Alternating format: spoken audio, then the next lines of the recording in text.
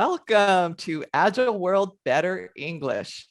Agile World was created by Sabrina Bruce and Carl Smith to focus on agility within a global community. Steve and I are the newest addition to the Agile World family. I'm Cynthia Kahn, founder of GSD Mindset and Agile Consultancy, and my partner over there, Steve Mowbray, and we are passionate about Agile. Through this podcast, we plan to share experiences about how others apply Agile principles to become successful. So hopefully you can apply those principles to and achieve everything you want. Steve is an enterprise Agile coach and founder of Agile Forming. Steve, wake up and tell us a little bit about yourself. Thanks, Cynthia. Yeah, I'm Steve Mowbray, and I am happy to be here. And yes, this is our second one. This is our first. Well, I guess the other one. This is our first real one. So you're lucky. Yeah. So Jason, you're our guinea pig, by the way. So absolutely love having you as our guinea pig, because you mean I'm your MVP. There you go. Yeah. There you go. Most if valuable you person, suck, we're done. Viable product, whatever you want to be. So since Jason just said MVP, our topic today is impactful products. And Jason, I've known how long I've known you for at least 5 years, because I know you helped host one of the original meetups I did like 5 years ago. Yeah. How long have we known each other? I think it's about five or 6 years. Yeah. 5 or 6 years. And how long have we known each other? Like 5 minutes? And we you guys have known each other for 25 minutes now. 25 minutes. Easy. 25. It could have been 26, 27 minutes. I mean, it feels like 27. It feels like 24. So. Okay. She's had more beer than you. So that explains it. So Jason, thank you for being like our guinea pig, and thank you. But the reason why I wanted to talk to you is because I love the concept of what you're doing with impactful products. So tell us just for a minute, tell us a little bit about yourself and why people should listen to you. I love your talks and I love you, but why should anybody else care? No pressure. I'm sure, and we'll get into the meat of kind of what I mean by impactful in a minute. But first, Steve and Cynthia, thanks for having me on. I have been in the Agile space for 11 or so years. So I can't even say I've been there since the beginning, because I haven't. Right, I've only been there for half of the manifesto's duration, or just about. I started as a product owner in the Department of Defense space. And I did that for a number of years on a really awesome, great team supporting a really, really cool, very impactful program for the Department of Defense. And I, at the time, I think I fell in love with the way that we were working so much that I wanted to help other folks in teams and organizations do that. And that's how I kind of made that transition into Agile coaching. I've learned from a lot of wonderful, great, and brilliant minds, and I'm still learning. Lisa Atkins was probably my first big, like, wow, that's like, wow, she's a rock star. When you can really hit it out the park, that's what it looks like. And I've went from large organizations. I mean, I used to be in the military before that, right? So I have experience, I think, at almost every organizational scale, from the U.S. government, which I think is the largest U.S. employer, to a very large consulting firm, to a much smaller consulting firm, like a niche, almost startup sized, to now a party of one. Right, I'm an independent consultant, and I've been in organizations that range the gamut of that space, and in different sectors, not just in government and commercial. So it's been a fun ride. It really has been, and I have come back at last to my product route. So I still coach. That's what I do, but I focus more so on the product piece now from some things that I will share with you a little bit later. Well, now, So that in a nutshell is why you should listen to me. And I can't really say a nutshell because I went on way longer than a nutshell. So that's like, so when you're talking about building products for like the government and the Department of Defense, I immediately pictured Tony Stark from Iron Man and those type of products. Yeah. So what type of products were you building? I maybe I should just let you and the listeners have that picture because it'll be sort of cooler than that. No, I was fortunate enough to be, I was a consultant product owner. So was not, a government employee, but it was a consultant product owner for a product called A Space. And it was built, it was the Facebook for spies is how Time Magazine called it back in 2008. It had a really, it had a really cool mission. It came about from the intelligence sharing failures of from the 9/11 Warren Commission. Wow. And that sort of was the genesis of this social media platform for the intelligence community, right? So the mission was, the mission couldn't have been any more kind of awe-inspiring, empowering, and I had a blast. I really had a good time, and the folks that I worked with, they loved being there. They loved the product that they supported, and it was it was a wild ride. And we did some cool things that unfortunately I can't talk about or share. But you'd have to kill us. We don't want you to share. We're not recording. We did some really really cool things. So that was that was great. That was how I started. Okay, that's kind of interesting, because I guess spies need to get to know each other and hang out. And do they take pictures of themselves? They got a date too, right? Yeah. No. I can't imagine selfies are a real big thing on that Facebook for spies. Yeah, well, who knows what they're doing? They all have disguises, wow. So you really wouldn't recognize him if you saw him out in real life. Yeah, every selfie's on a green screen with a different background. So right. So anyway, so tell us about your Agile journey. What was that like? So right after that, so I did that for 3 years, I guess, 3 or 4 years. Did you have training, or did you have a coach, or did you did they just say like, oh, Jason, you're a product owner, and that's kind of like they gave me the product owner one, and that's what I thought. I did have training. It was a little bit after I had sort of already been in the role. I was totally new. Like they were transitioning from waterfall project management to Agile, and originally I came in as like the requirements lead, and they're like, hey, we're gonna do this Agile thing. And interesting enough, since I was like still newish just in the software project management realm, I didn't have any pre-Agile management constructs ingrained in me to begin with, right? So it was just kind of like, we're gonna do this. I'm like, all right, that sounds cool. And then I was like, oh, this kind of makes sense. Like, duh, why wouldn't we do this, right? And it's interesting. Compare that with when I work with younger generational teams, software teams, and progressive companies, whatever you want to call them. Like they're really, there's no Agile training because that's just how they build software. Like nobody, like in a startup, nobody does, hey, we're going to do a whole bunch of requirements gathering and then hand it to this people. And then so they don't even grow up learning that. So it's interesting. So the coaching is different there, right? You're not coaching like, hey, we should do like shorter development cycles, and we should involve the I'm we're sorry, not doing that. I'm gonna mute myself because can you hear the thunderstorm through there? No. Like, oh, okay. Can you? Because if we all die, if all of a sudden I disappear, it's because you told me something I shouldn't know, and lightning is gonna. Yeah, because I either told you something you should know, or what I said was so monumental that it blew out your internet. I didn't mean it. I just couldn't. I can't tell with the headset, like if you can hear it or not. But it's really loud. Yeah, it's a really good headset. The Facebook for spies. So Yeah.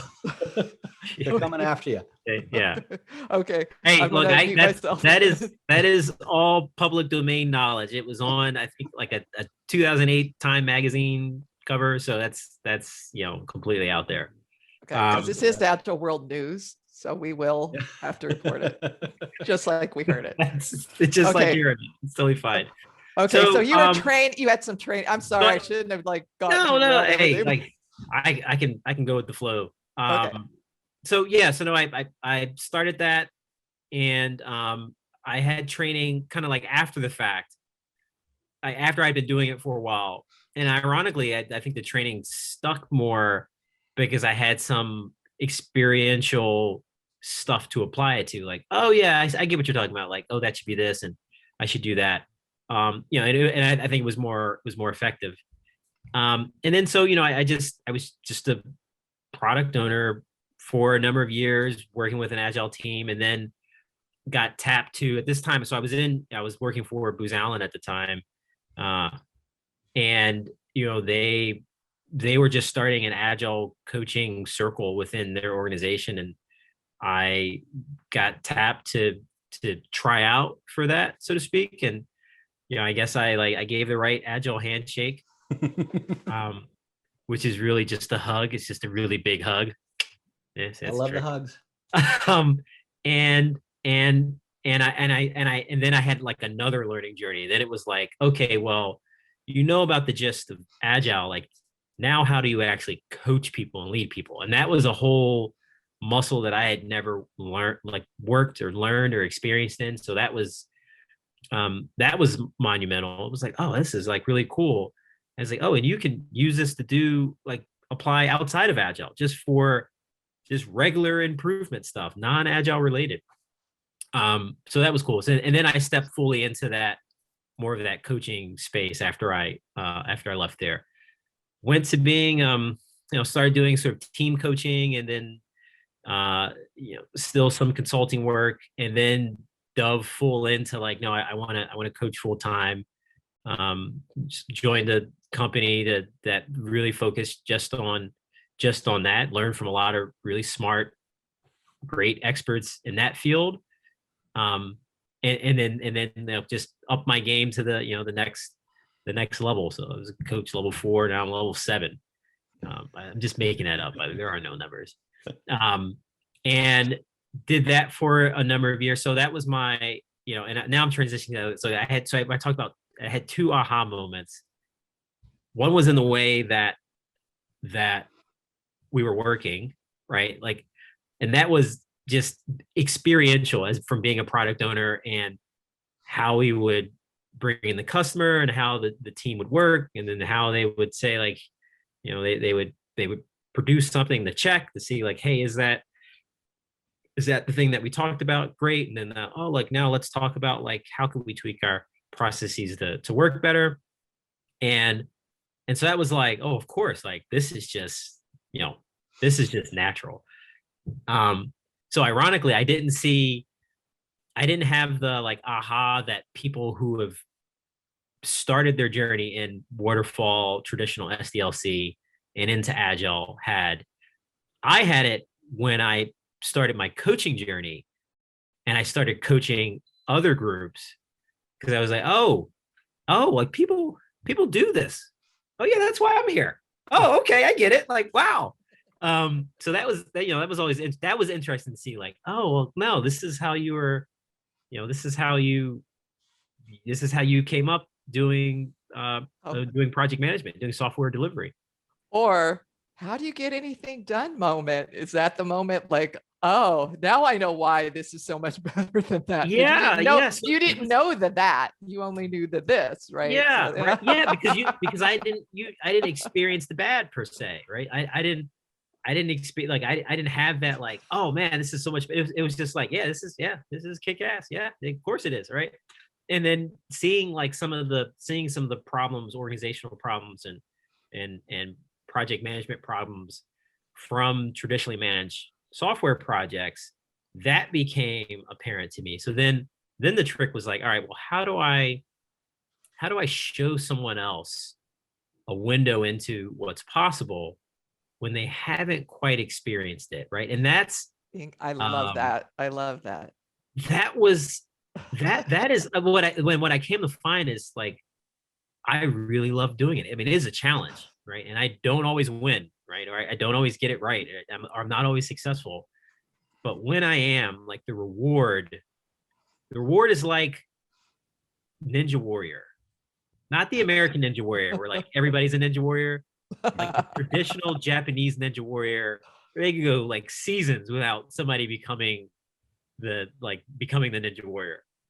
But then when they do, you're like, whoa, yes, right? Like it is like that when you can really make monumental change. And you know, and I'm not saying the folks that I work with haven't seen any successes, but sometimes it can be incremental, and we know progress and change is slow. But the occasions when you have radical transformation, those are just like, those are amazing, right? And most of the time, and I'll be honest, I think the first time it had me, it was like surprising to me. It was kind of like, oh, well, I had prepared to sort of re-justify why I brought the first thing to, but you already implemented, and now you're on this thing. I was going to get to that like in 2 months, but okay, wow. There you go. Okay, it's done. Let me throw away this playbook, and where do we go from here? This is great. So you know that is awesome. All right, I think that was the long answer to now a question that I can't really remember Your aha moment. Your aha moment became Yeah. a lifelong experience of joy and exploration. It was. There you go. That was beautiful. And I That love was my how first you aha snuck. moment. Yeah, I love how you snuck in there that you're much younger than Cynthia and I are, because we had to go through that bad waterfall project stuff. At least I did. So maybe that one's getting edited out. So that was the beginning of my career. I was like, oh my God. Have you ever imagine spending 3 years doing requirements gathering? So before anybody starts writing any code. So yeah. Right. Well, I remember, I don't live in DC anymore, but I did go to University Maryland Smith School of Business MBA program, and I used to consult to the government. And I remember writing about stuff like it's like we had to like write about it before they even decided they were going to do it. They were going to do it. We were management consultants who wrote about stuff, and then we would present it to somebody, and then they would say, oh, this is a very nice requirement, or this is a very nice proposal. Here, I'm going to put it up on this shelf and never do it. So even before they actually started to do something, you had to write about doing something, and then they had to present it, and then they had to think about it. And then, I mean, the government was crazy. And I'm glad to hear your story of joy and discovery, because back in my day, I moved all the way from Washington, D.C. back to Los Angeles, California to get away from it. I was like, get away from that. I got in my car and packed my little Honda and drove. I don't blame you. I definitely don't blame you. But you know what? Like 10, 15 years from now, you know, people will look back at this as like, can you believe they used to do that Agile stuff? Oh yeah. Right? I can't wait to what it is. Even better, like whatever, like, yeah. Maybe it's like Dune. We'll fold time and it'll be done, and we won't even have to worry about it. Yeah, we'll think it and it'll be on flat screens. Yeah, so. Exactly. Yeah. Like, how did you believe that? Like, yeah, we do Wongtastic around here, but back in the day, they used to do Agile. How could you possibly get anything done? And think about it. When they wrote the Agile Manifesto, there was no video conferencing.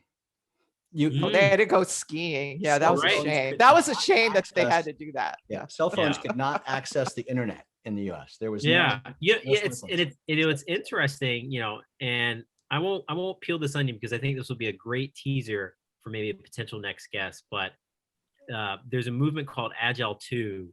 Yes. Which I'm aware of, and I know a few of the co-authors, and I'm actually going to have coffee with one of them this Friday, and some of the things in there are really, really cool, and some of them are riveting. Like they push against some things that, you know, we've sort of cemented in our aha moment, and they take that face-to-face thing, right, and I think that's one of them. But because of where we are with technology that did not exist back then, right? Like there's still a lot that you right? Like this is kind of technically face to face, right? Yeah, Sort of, it's almost. it's as close as we're going to get Right. for a As while. close as we're going to get to you, dude. That's a for Exactly. Sure. Yeah. And we couldn't have done this, 10 years ago. So No. So anyway, it's history. That's maybe a plug for a future guest. and I've already been talking with Lisa and a few others from that group. So yeah, we're going to have Agile 2 on very soon. But let's for a minute now. One of the things that I love about what you're doing is impactful products. Yeah. And the Yes. reason I think products need to be focused on so much is because Scrum it was real easy for people to follow Scrum and start Mhm. developing software. And then the software was backing up. So then they came up with DevOps, and Yeah. Gene Kim came up with this Yeah. great idea, great name for it, great book at the right time. And you could measure it. You can measure it really tightly, right? You can say Yeah. we saved 2 minutes, right? Because Yeah. everything's automated. But then the whole product piece, now people are finally realizing they're developing the wrong stuff. Yeah. So it doesn't Yeah. matter how fast Coming out fast. or what the quality of it is. If nobody wants it, it's not of value. So Yeah. talk to me about impactful products and what led you to that and why it's important. And I love that concept. So that was my second aha. That was my second aha. I had the fortune of working with, the one organization that had, for the most part, solved the delivery pipeline issue, right? Like and organizations are vast. Like some parts of organization are better than others, but most of the organization deploying multiple times a day, 145 times a month, like no problem. They've got that. They've managed the risk, got a mitigated pipeline. They're doing dark launches. They're slowly ramping up their releases. They're backing down if something fails. It kind of runs like clockwork, so to speak, right?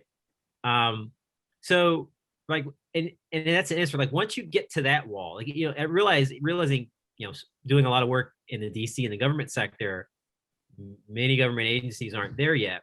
We focus so much on that, and I think that is the right thing to focus on, because you need that to get to this other thing I'm talking about. But once you get to the we can get it out real fast. It's there. It works. It doesn't break anything. Yes.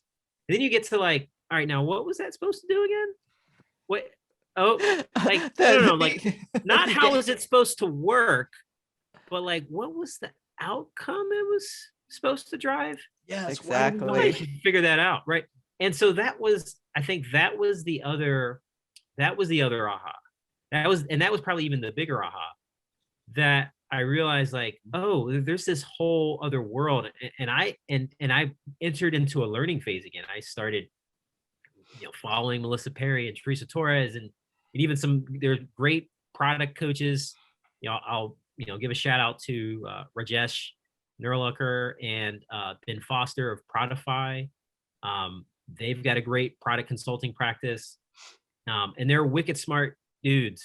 And, just seeing the things that they focus on and how they focus on it, and how they,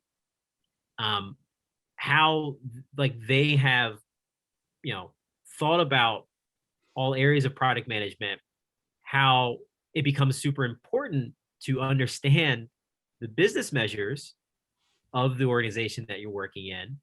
It becomes super important to really understand the end goal customer outcomes.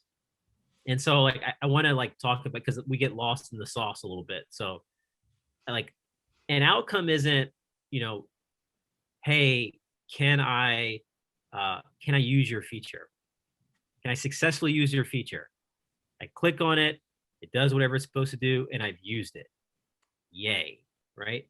That's maybe it is an outcome. That's a very lower order outcome. That's what I call a leading indicator, right?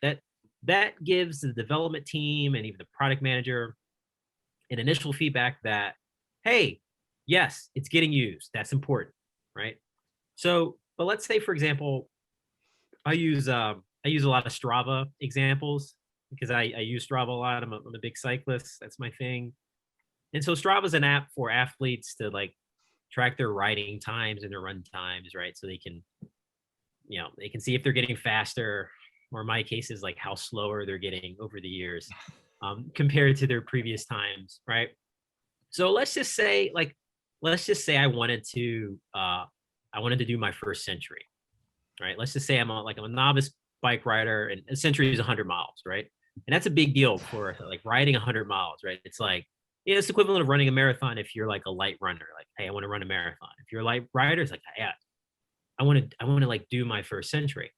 So the technology exists now, right? Where now thinking back to the product team, if they're like, hey, well, if we understand our customers are athletes, like, well, there's a segment of people who are entry-level aspiring cyclists, and a successful outcome for them, right? One of their, live healthier lifestyle, whatever outcomes is, being able to say like, I've ridden 100 miles.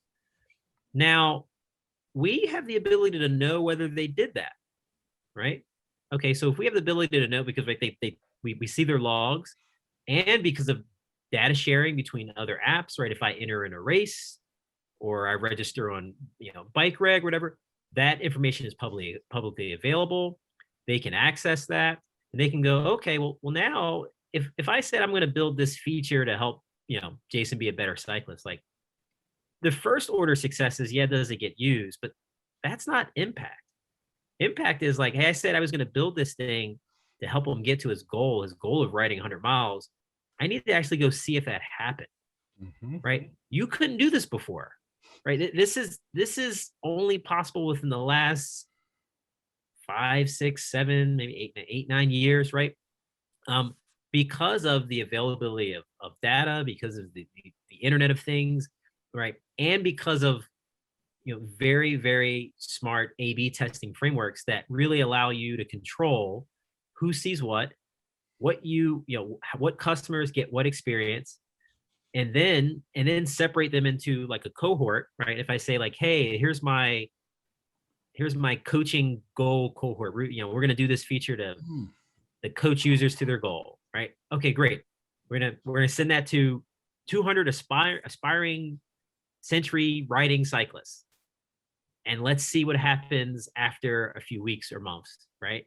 Compared to groups that don't get that, right? And then like you can now demonstrably show, oh yeah, the thing that we sent to coach them to their goal statistically had an impact of helping them achieve that, right? Like, yeah, we did this, and now 3 weeks later, 35% more of them are riding their first century compared to the other group, right? So it's not just an output. It's not just, hey, we're going to measure how far you went. No, and it's not even just like, oh, are people using the feature? It's like, oh no, like we have the ability to tie it to more like tangential outcomes, right? So we've blended, right? What's sort of happening in the past several years is we've blended the digital and the physical, where like digital experiences can affect physical outcomes, right? And so the aha that I had was, well, now that that's possible, and there are companies doing it, right? And there are companies doing it without the customers in mind, so they can definitely do it for the business outcomes. I won't name some of them. I'm sure you can name them. And we're wickedly successful in doing that, right? They are super smart. They have the business outcomes measured to a T. It's not just about, did you click it? It's about like, are you going to stay a customer longer, right? Are you going to keep sitting in that monthly subscription bill, whatever it is? Like, they have it tied down to a science, right? Because they've brought in behavioral scientists who study human behavior, right? And then so this is the aha that I'm like, okay, well, now that it's possible to do this, right? Now that it's actually possible to tie our software product choices to business and customer hard-hitting outcomes, we are obligated. We have a duty to do that. It's not just to like, oh, that's cool. It's like, no. You should, right? And so the aha was like, oh yeah, this is possible. Some people are doing it, and some people don't even know about it, and this is where I'll be a little critical of our space is, I think that there isn't a lot of concentration and focus in the Agile community, dare I say hardly any at all, just within the Agile community, about that very same thing, right? Like, and I think back to, and looking back after I've kind of had these experiences, and I think back, I was like, oh yeah, there's always been a void in the Agile, Scrum, even the SAFe playbook about like, oh no, like how do you actually make awesome products, right? We talk about frameworks for minimizing risk and dependencies and making sure like people are communicating and the right voices are being heard. And all that is definitely important, right? Not saying it's not. It is, but it's not the brains, right? It's not the like, oh no, if you are working in a SaaS operating model, right? The software as a service, then there are a few things for the business you should absolutely know, like customer lifetime value, customer retention, average monthly churn, average revenue churn, reoccurring revenue. Like you should know what these things are because they should play into your product strategy, right? And those things should be more tangential to how you make product choices and decisions over, did this person put this thing at number 3 or number 4 on the priority list? Right. So can Can we just summarize for a minute, just because I think you made some really super important points, and a lot of it has to do with MVP, prioritizing your backlog, planning, things like that. So I guess if you're a product owner and excited by what it is that we're talking about, what you're saying is not only understanding what it is that why they're coming in, what I call event modeling, like they're coming in because they need to do this, A, B, C, like 5 things. You're saying, well, not only do we have to focus on the 5 most important things, like the Pareto's, let's say 80-20 rule, like the 5 most important things, but we also need to focus on how those things that they're doing, how we're going to make a better impact, improve customer retention, reduce the cost of getting a customer, whatever that secret sauce is, because that is, it's huge. People barely think about what it is that why we're coming in to use it. And then not only saying, because that affects design, right? So I kind of wanted a little summary because people were listening, they get caught up in the excitement and your excitement, but we're actually here. We want people to learn how to be better Agilists. So I just kind of wanted you to kind of re-express it in a real short thing. Like how does that change? Well, not a soundbite, but like, how does that change the way that you approach the MVP, sprint planning, quarterly planning, whatever it is that you're doing? Do you see what I'm saying? Because I think it's really important.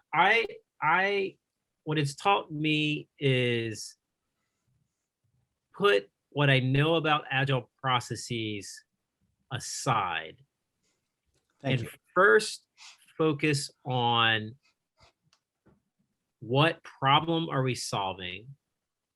How do we know? Right? How is that important to the business goals?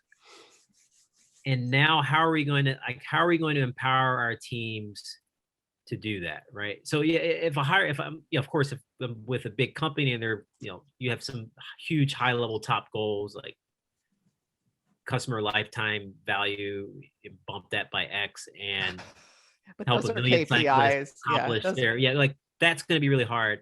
But what are the lower level sub KPIs that are still tied to that, to the customer goals and the business goals that we can empower our teams by? Figure that out first, then figure out how you're going to work to get there, right?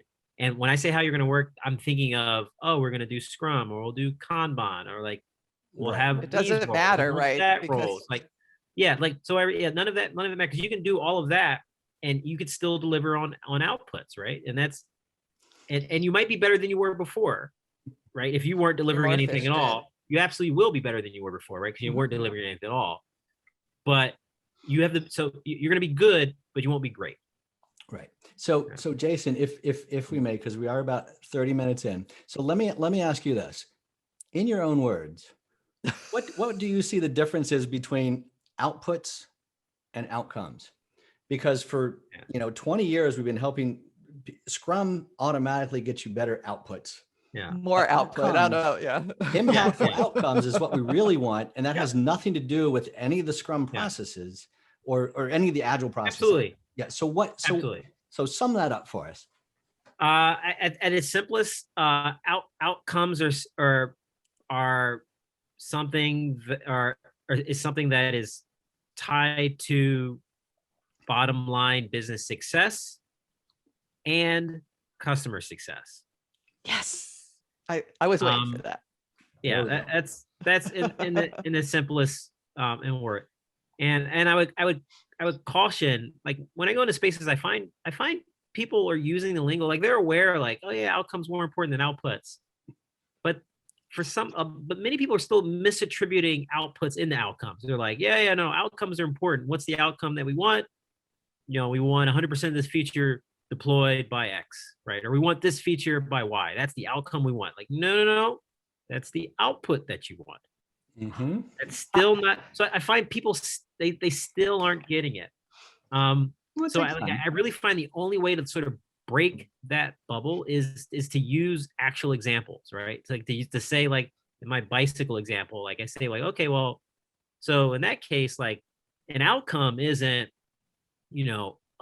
a goal coaching feature to all of our users. Like, no, an outcome is an increase in the amount of our customers who ride their first century. Mm-hmm. Period, right? I think business outcome might be increased customer retention, by 7 or 8 months, right? Or 5 or 6 years, whatever, right? Like that's an outcome, right? And so so I find, like, and there's OKR coaching that'll help, right? With this, don't tie your, you don't feel that you have to tie your tactics, the things that you want to do, into your OKRs or the outcomes that you seek, right? Keep those separate. Yeah. So if you could give people one piece of advice, and just, like over a beer, if you had 2 minutes over a beer with somebody and you were and they were saying, I'm ready. What is it? We're keeping everybody utilized, but we're not making market impact. So what do we do? I would say, honestly, if I could, it depends who you are. If I feel like I'm talking to a bunch of Agilists, so I'll just pretend like that's who I'm talking to. I think that is who I'm talking to, right? Or maybe right now for number one, maybe. Probably pretty soon. We hope that expands. Yeah. My one piece of advice is that the only thing that I could give that in a singular form that would be helpful is probably get out of the Agile bubble for a little bit. Like just go look around in other, like really go into the product community or space and figure out, like, oh, what are some of those folks talking about? Go into, this sounds weird, go into like behavioral science. Mm-hmm. That was another, like, that's a really side interesting area that I find, behavioral economics and behavioral science, that sort of reinforce my product coaching. Because like what a lot of that has taught me is like, wow, human beings are not, we're not as rational as we think. Not at all. I don't know if we are ever. Well, I'd just say we're not as rational as some of our emotions. So some of the prior, like, economics and management consulting models would have you believe that they are, right? Like, oh, well, you got to do this, and like you do this, and then this is how human beings, like. And so, like, time and time again, all these studies that they do just show that, like, you've got to observe the behavior. There's really no feedback for, measuring that behavior. Some things that you would think intuitively make sense. Quick example, like super quick, right? More choices are better for consumers. Like, that's tried and true. That has been like a presumptive marketing de facto statement for a long time. Like, consumers like choice. And then, like, the reality is, like, well, yes, but it kind of depends. And like, more choices past a certain point, like, lead to more sampling of products, but they actually don't lead to more purchasing. Mm-hmm. Right. So, like, all these sort of wild things, right, that you don't find out unless you actually, like, test and market. Right. So that's the other thing. Like, okay, well, that means you got to get your product or software out there and Exactly. remove your ego Right. and test and see like, hey, like, is it working? So one, get out of your space, go to look at some product management spaces. There are product management leaders talks, Marty Kagan is great, Teresa Torres. I think that would be number one, and that'll probably inform you the best than me trying to give you any one particular tactic or strategy. That's awesome. And if you think people love choice, go to a fast food drive-through.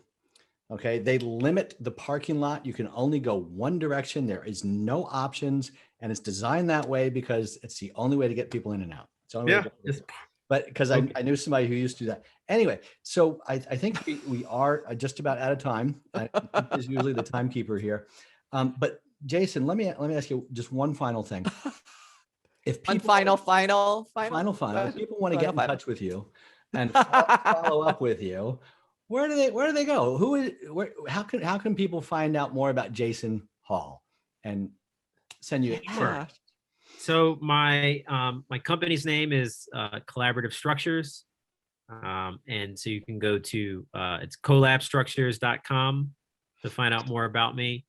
I didn't talk at all about it in this podcast, but even in being more product led or customer centric led, I layer on top of that doing that in a collaborative and empowering way. So I'm having sociocracy models or self-management models. I'm a big proponent of leveraging and layering that into organizational strategy to really empower your organizations to deliver. So that's kind of where the name comes from. So collabstructures.com, you can find me there. And I'm on LinkedIn. I'm sure there are not that many Jason Halls, right? Yeah, it's a very complex. I wish Jason I wish I knew my LinkedIn handle off the top of my head, but I actually don't. So search Jason Hall and look for this great face. There you go. And if you can also reach out to Cynthia or I, or send a note to what is it? Better English. Wait. I've got the whole. I have the whole thing that I have to read before we sign off. Cynthia, we're just. I'm keeping you honest guinea here, pig, dude. So. Hey, that's cool. Because if we're done with Jason, then we're back to us, and I'm going to pilot. I'm pimping. I'm pimping. Are you saying we're done with Jason? Jason, no, we're not done with Jason, but we're done with Jason. Where to find Jason? Where to find us? Okay, Jason, thank you. We're going to say goodbye, but we're going to first say, hey, Agile World is everywhere you want to be. Okay, we're on LinkedIn. We're on Facebook. We're on Instagram, Twitter, and Tumblr, even if you still go there. There's going to be a video version, so tell all your friends, on YouTube. And we have podcasts on Spotify, Apple, Google, Pocket Casts, Anchor, Breaker, and Public Radio, Radio Public. Woo! And if this is how to get in touch with us, if you have any ideas, I don't know about the Better English yet, but you can contact Cynthia at Agile-World.news or Steve at Agile-World.news. So, Jason, again, where can we connect with you? Where will you be next so that we can find you? And of course, I'm sure you're going to share this amazing interview with all of your friends, and you have a lot of fans, I know. So I am. Virtually, you can find me on collabstructures.com or on LinkedIn. I am not on TikTok. I'm sorry. Neither. You didn't hear out of all that. Yeah. You didn't hear TikTok. No, I'm not there. You can find me in person at Agile DC. By the way, there we go. Which is that your Steve? Is that your meetup group? September 27th, I think. Okay. All right. Which is going to be awesome. Nat Stadium. Yeah, Nat Stadium. Oh, Agile DC, the conference. Yeah. I was thinking about what's your meetup group's name then, Steve? It's Agile Coaching DC. And okay. And Jason. Okay. Was just a lot of Agile DC going. Similar, yeah. DC is so agile now. Area, so Yeah. So there is that, and it is Agile-World.news. Right. A friend of mine actually does the Agile World. So Oh no. Okay. so podcast. You got to get that URL very specific there. Yeah, we'll have Greg on sometime too. So because he's awesome. Luckily, there's a lot of awesome people in this space. Jason, thank you so much, dude. It was great seeing you again. Yeah, great seeing you too, Steve. Nice meeting you, Cynthia. Thank you. Yeah, we've known each other now for 67 minutes Oh at my least. So God. there you go. I think we can use hours now. You can. We're in the hour range now. So There you go. Yeah. progress. You no longer have to go to that. All right, I'm gonna. Thank you, everyone. Thanks for coming to Agile World. Bye bye.